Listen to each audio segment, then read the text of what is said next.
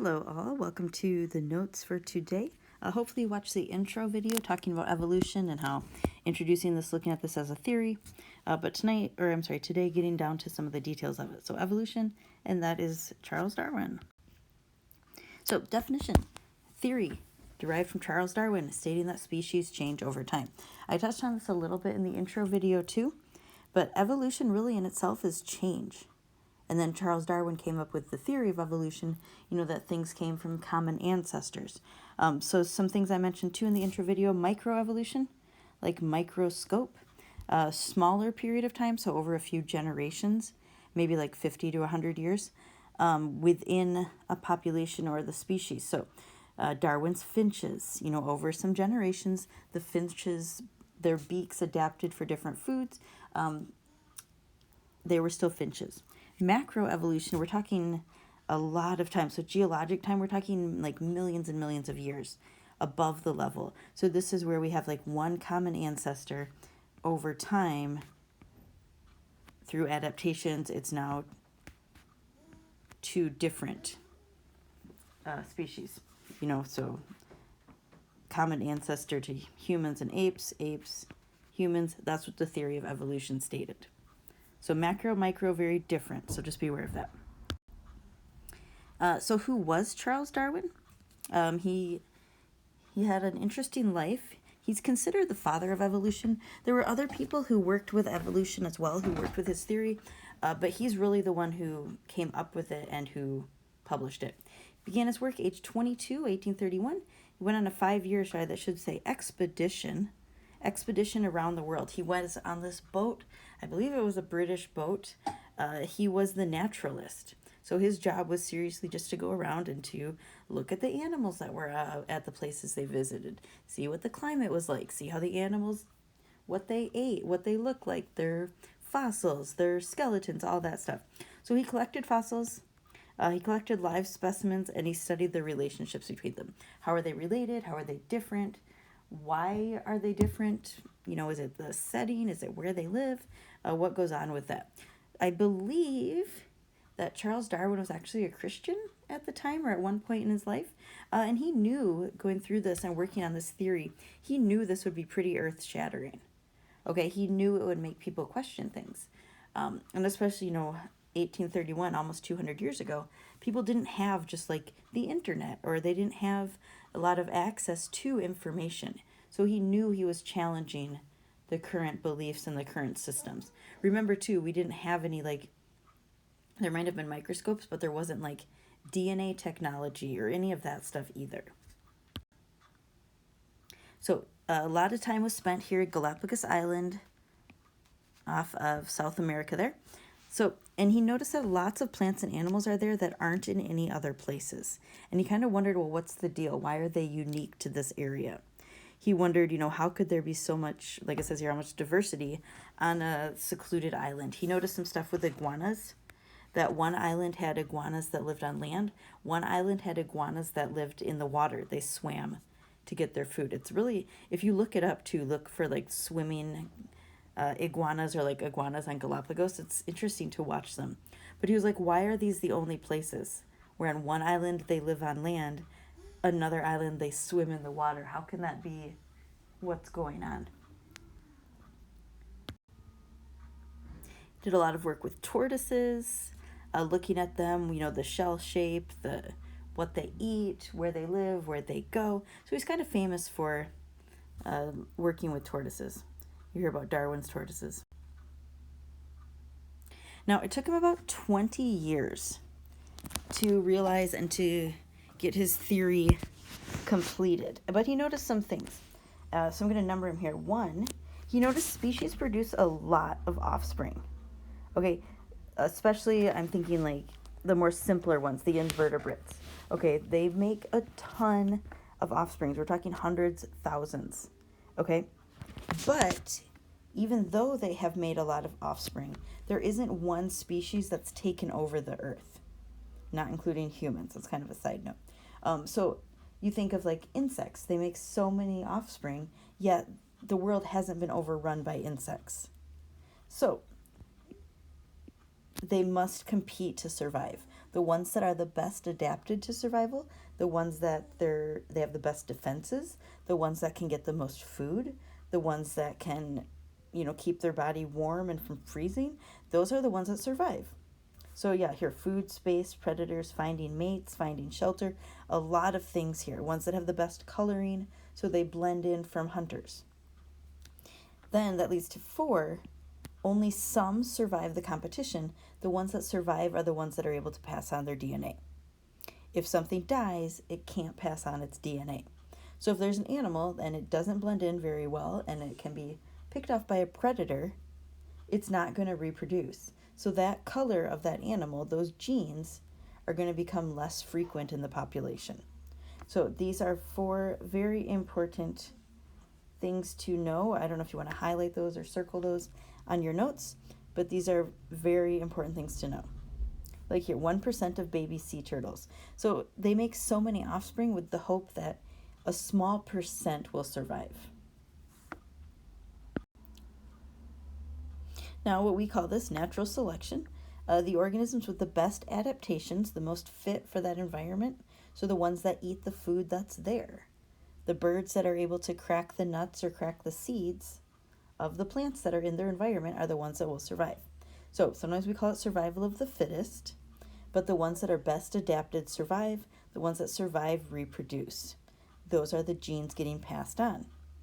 So one of the basic mechanisms of evolution, we're talking microevolution here too. So these are giraffes. They're giraffes in this picture. They're giraffes in this picture. But since the food is up high in these lovely trees, the shorter giraffes, see, oh, so sad. Those are the ones that die, whereas the taller giraffes, those are the ones passing on their DNA. So these tall genes get passed on and on to future generations, whereas the ones that are shorter, they're the ones dying and not passing on their DNA.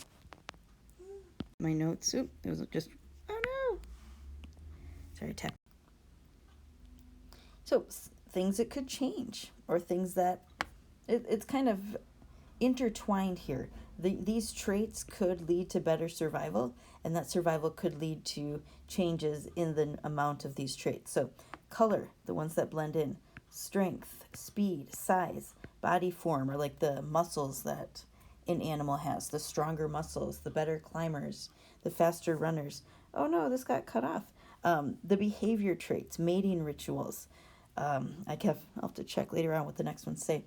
But the birds that do the better mating dance to attract the females, those are the ones that are surviving to pass on their DNA.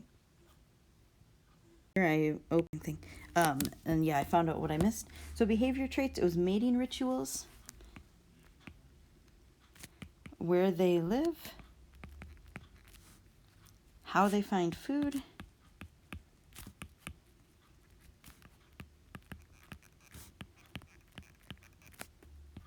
and then how they protect themselves.